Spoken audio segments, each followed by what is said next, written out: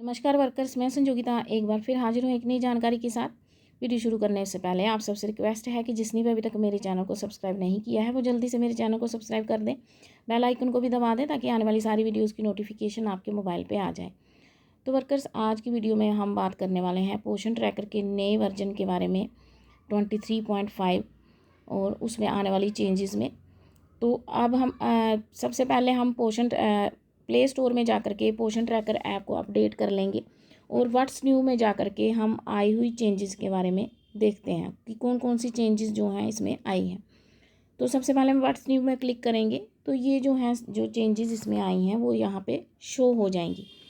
सबसे पहले चेंज है updated V3 API for the MI milestones. Updated V3 API जो है ये है एप्लीकेशन प्रोग्राम इंटरफेस। इसका मतलब होता है कि जो एप्लीकेशन प्रोग्राम इंटरफेस जो हमारे पोषण ट्रैकर का है, यानी कि ये हमारे लिए ये कोई फीचर नहीं है, ये हमारे लिए नहीं है, ये डेवलपर्स के लिए होता है कि पोषण ट्रैकर का जो API है, एप्लीकेशन प्रोग्राम इंटरफेस है, उसको इन्होंने अपडेट कर दिया है। V3 यानी कि थर्ड वर्जन में उसको लाया है। इसमें वर्जन 1, वर्जन 2 और वर्जन 3 होता है। तो जो अपडेटेड वर्जन है उसको उसमें इसका हम उन्होंने अपडेटेड वर्जन अब कर दिया है ताकि हमें जो भी अभी प्रॉब्लम्स हो रही थी इस एप्लीकेशन का जो प्रोग्राम इंटरफेस है वो इन्होंने अपडेटेड वर्जन में लाया है, थर्ड वर्जन में लाया है, ताकि जो भी हमें कभी ये एप्लीकेशन किसी मोबाइल में नहीं चल रही थी, किसी में अटक रही थी, किसी मोबाइल में ये चलती नहीं थी, eKYC नहीं हो पा रही थी, तो ये सब स्मूथली हो सके इसके लिए इन्होंने third version application program interface का लाया है। फॉर द MI माइलस्टोन्स एक स्पेसिफिक फीचर्स है पोषण ट्रैकर में, जिसके थ्रू ये जो हमारा आंगनवाड़ी सेंटर्स के फंक्शंस जो भी हमारे आंगनवाड़ी सेंटर्स का प्रोग्राम है, जैसे न्यूट्रिशन है, बच्चों का ग्रोथ है, ये सब जो है वो जो ट्रैक करते हैं। यानी कि पोषण ट्रैकर में जो भी हम न्यूट्रिशन प्रोग्राम चलाते हैं, जहाँ हम बच्चों के वेट का चलाते हैं, ग्रोथ मॉनिटरिंग का चलाते हैं, जो उसको ट्रैक करने को MI माइलस्टोन्स बोलते हैं।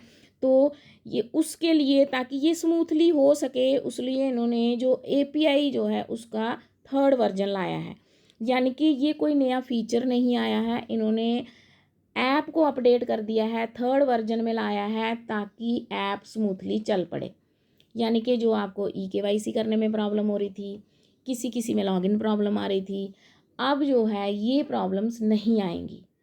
अब देखो, इन्होंने ये सब अब नए वर्जन में ये बताया है, लेकिन अब जब हम पोषण ट्रैकर चलाएंगे ये तो तभी पता चल पाएगा जब हम प्रैक्टिकली इसको करेंगे कि कितना इसमें सुधार हुआ है और कितना नहीं।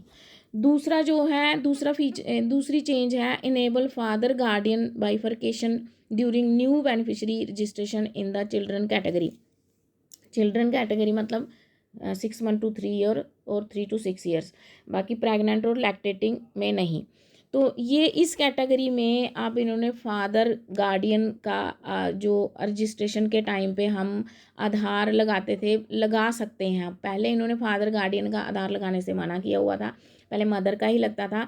तो अब हम इनेबल कर दिया है, यानी फादर और गार्डियन का आधार भी अब बच्चों की रजिस्ट्रेशन में लग सकता है, यानी चिल्ड्रन की कैटेगरी में। उसके बाद है extended offline data syncing window from 3 days to 5 days। यानी कि पहले डाटा हम ऑफलाइन करते थे तो डाटा सिंक जो है वो 3 दिन तक होता था, सिंकिंग विंडो जो है वो 3 दिन तक होती थी, 3 दिन के तक हम उसको अपडेट कर सकते थे। अब जो है बढ़ा के 5 days कर दी हुई है। आप ऑफलाइन 3 दिन लगातार काम करोगे तो बाद में वो अपडेट हो जाती थी, अब जो है वो 5 days तक कर दिया हुआ है। तो ये मेजर चेंजेस हैं। बाकी fourth app performance optimisations and improvements, वो ये हर एक में होता है कि ऐप को ऑप्टिमाइज़ कर दिया हुआ और इसको इम्प्रूव कर दिया हुआ है। तो ये जो चेंजेस थी इस नए वर्जन में आई हैं वर्कर्स। तो आई होप कि अब जो है इस वर्जन के बाद पोषण ट्रैकर हमारा स्मूथली चले, बच्चों का FRS eKYC स्मूथली हो जाए। तो ये थी आज की जानकारी। मिलते हैं नेक्स्ट वीडियो में, तब तक के लिए हैव ए नाइस डे।